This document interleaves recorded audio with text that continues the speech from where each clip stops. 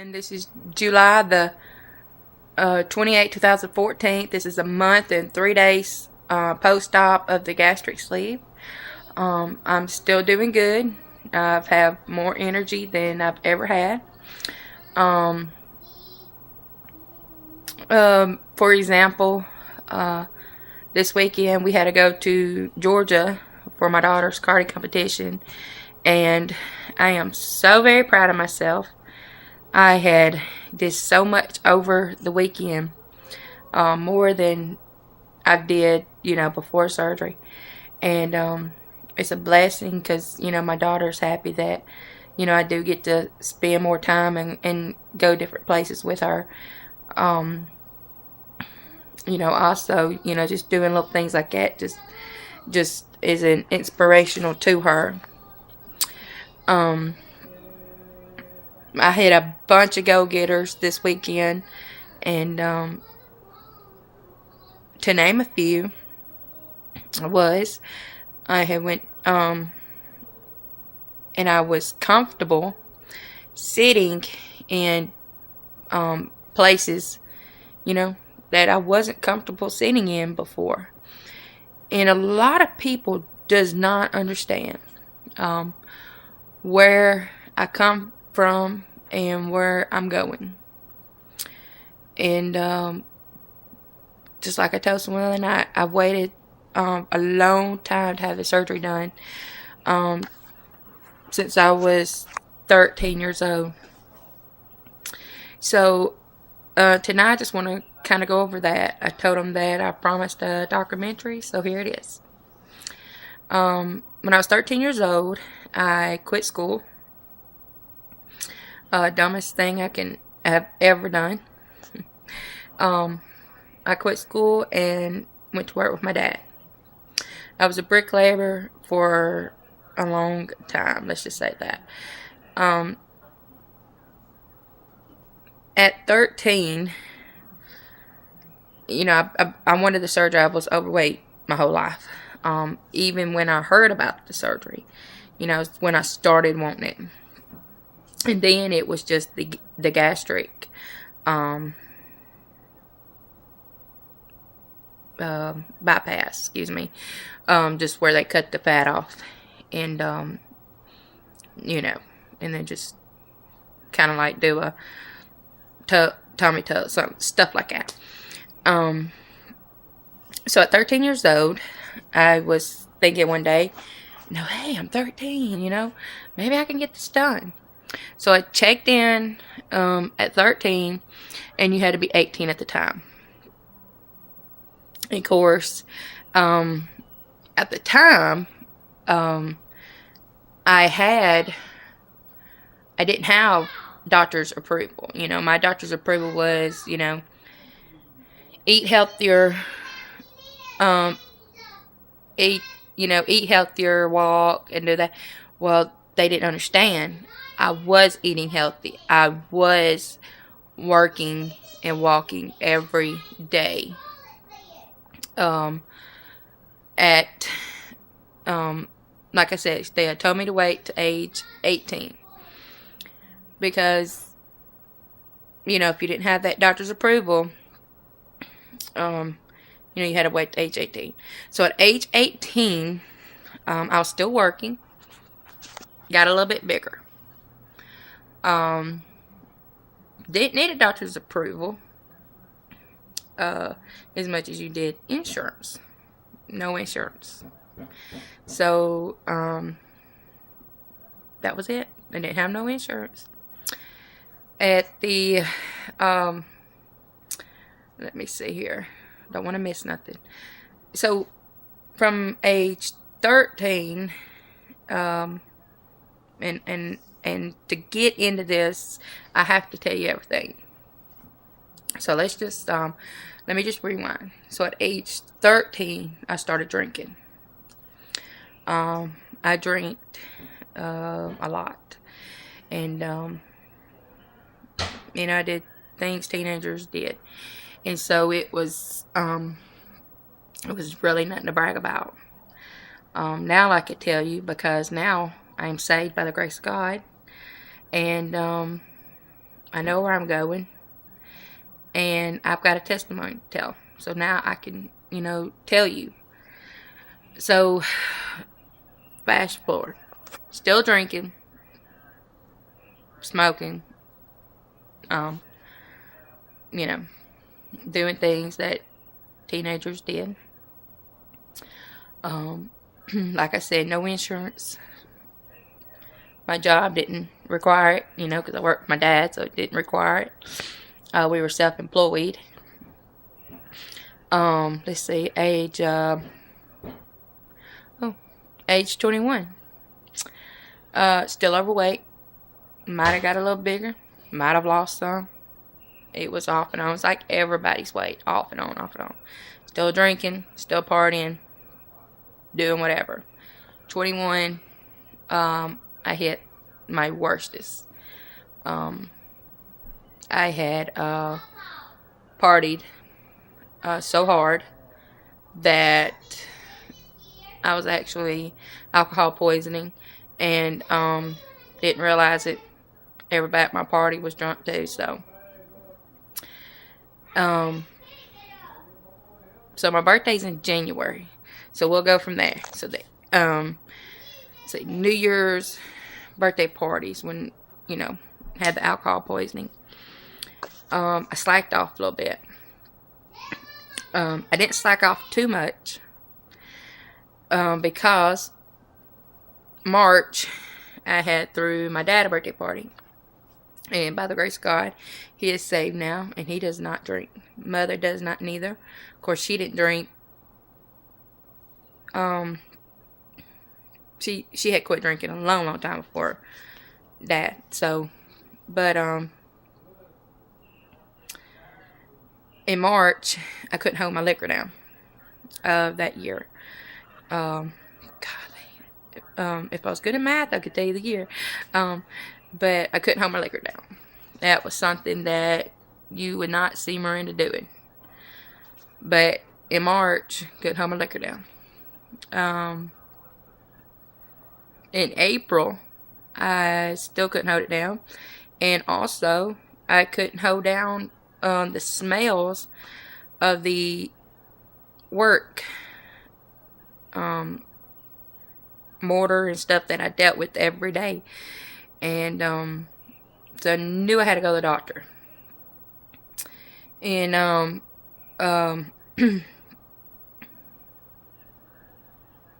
it was 2006. And yeah, let's just go there. 2006. So here's the thing. I had took off work.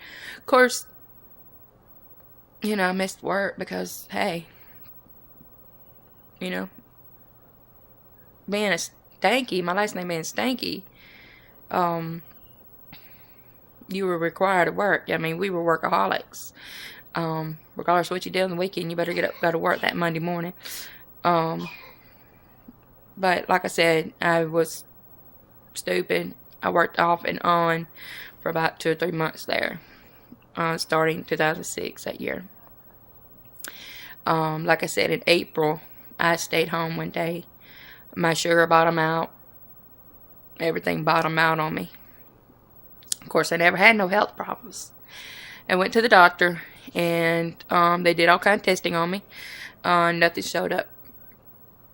My doctor's like, did we give you a pee test? And I was like, nope. So, did it. And she come back in. She didn't even look at me. She looked at my mom, and she said, congratulations, Grandma. My mouth went dry, and I didn't know how to tell my dad. But life went on. He accepted, and I have got a daughter that I am very, very proud of. That she is not a mistake, because God don't make mistakes. I believe out in the world,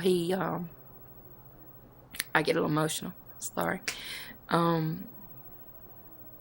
allowed me to have her because it did slow me down. So thereafter, I had quit drinking, and doing everything I was doing. And of course, I had my daughter.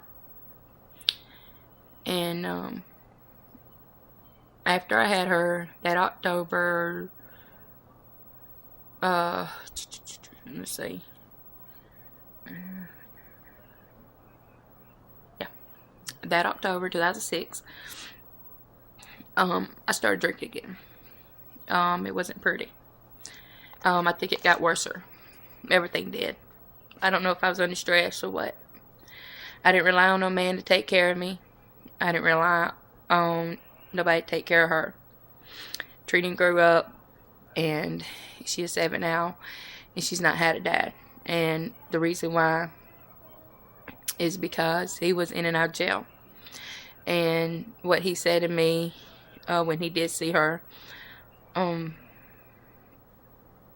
was he's not a father figure, and he didn't want to be. So me being me, I took care of my own child. Never relied on him. I worked, we worked 40 hours. God, some days we worked more than that. But like I said, alcohol got worse. I thought I would quit drinking, but alcohol got worse.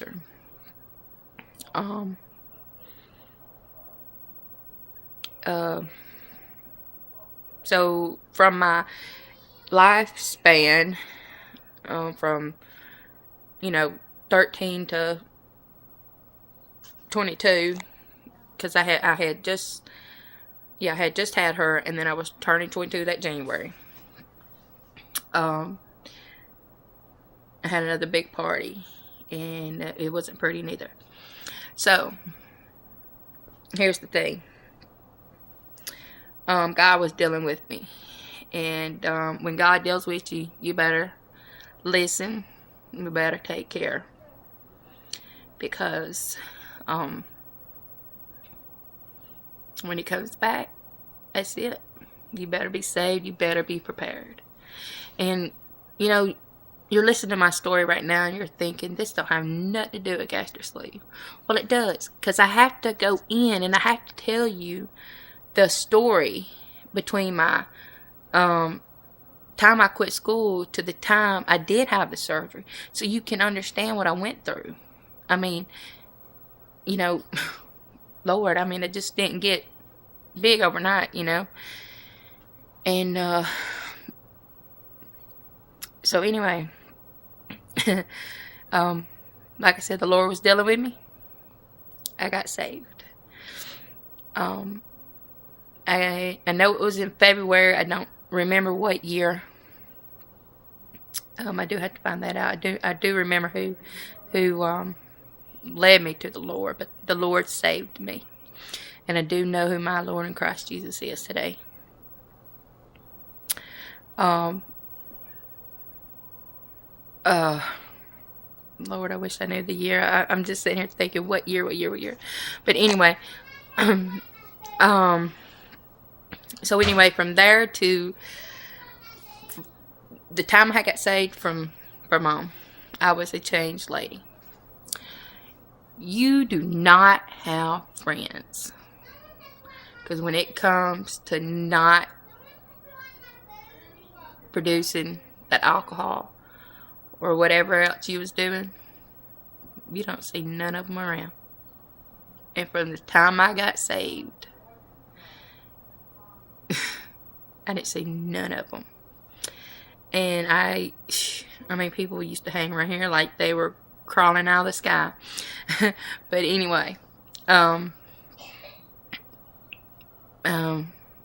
anyways, but yeah, I've dealt with bullying my whole life, even in my 20s, teens, school years, I dealt with bullying, and it's nothing new. It still happens today. And you get looks, you get snares, you get adults talking about you, and you're sitting here and you're an adult yourself, and you get adults talking about you, and it is ridiculous. You don't know what to do. And used to, I would turn to alcohol, and I did. I turned to alcohol for my bullying. And, uh, but I never let nobody see it. Never let no one see me get mad because I was being bullied. Let's just say that. Because I'm a happy person. I smile all the time for no reason. I laugh all the time for no reason. I'm just blessed. I mean, you have to be blessed to laugh and to smile like that daily. Because you know there's a man above in heaven that loves you so much that you're still living here.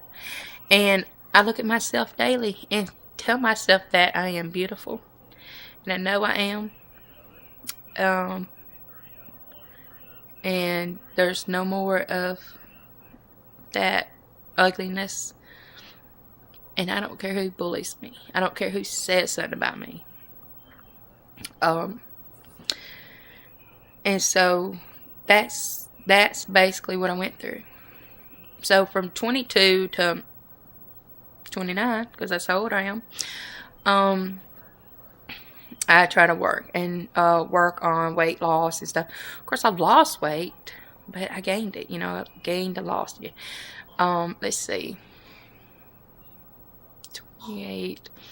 So,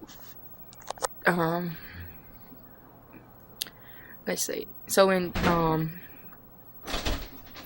so my doctor was, basically about 27, 28, basically talking about, hey, let's have that sleeve, and I think it was 27 because I think that's when the band really come out. It might have been a little earlier than that, when the Gastric band come out, and that's where they hook the tube around you and supposedly, make your stomach smaller. But a lot of people now, has had trouble with the band. Excuse me, I got the hiccups. And but so she was helping me out, and all that. My doctor was, and no success. Didn't have insurance. She couldn't even talk to these doctors and help me. I mean, it was that pitiful. Let's see. About. I'm gonna go back a few years because let's say 29. I'm gonna go back to 25. And start on where I started having problems with my leg. I started with staph in it, staph. I mean, it had cellulite. My leg swelled, and I couldn't get it down. 2000 and let's say 12. Yeah, I think it was 2012. I had 2 cysts come up on my upper inner left thigh. Amory Hospital sent me home. My doctor sent me back to the hospital that Monday morning because I was about to die. I was so weak from the pain. I mean, I was white. So I couldn't even manage to stand up. That's how hard it was at that time. Let's see. I'm trying to remember this without reading my little thing I had wrote. Okay. So when I went to the hospital, it wasn't a matter of hours. I was laying there and one done busted, and the one that bursted, it had fluids in it. I had to get up. Of course, they tell you not to get up, but I mean, not using no bedpan. So I got up, used the restroom with help, of course, and the second bursted with blood. I was sent in for immediate surgery. That was that November. I missed my Thanksgiving. I think it was a day before Thanksgiving, I believe, or 2 days before Thanksgiving. And I had to go into house surgery. Did not know how bad I was coming out. It was bad. They had opened my leg up to what they called open cavities. 10 inches deep, both wounds, 10 inches deep, 10 inches wide. I was dealing with my leg that long. From, I think, 2012. Yeah, 12, 13, 14. It's about 2 years. Yeah, 2 years. I was in and out the hospital for 2 years. I missed my daughter's first day of kindergarten. Lord, I didn't even get there was people that was helping me buy her kindergarten stuff. Because I wasn't able to because I was in hospital. Of course, I have been blessed my whole life, so, with wonderful family and friends. But anyways, I was in and out the hospital. When it had got really bad, I was in and out of swing bed. Swing bed is where, I always learned is you're really bad. When you're on swing bed, you're really bad. And you don't never want to go there. And it's true. You never want to go to swing bed.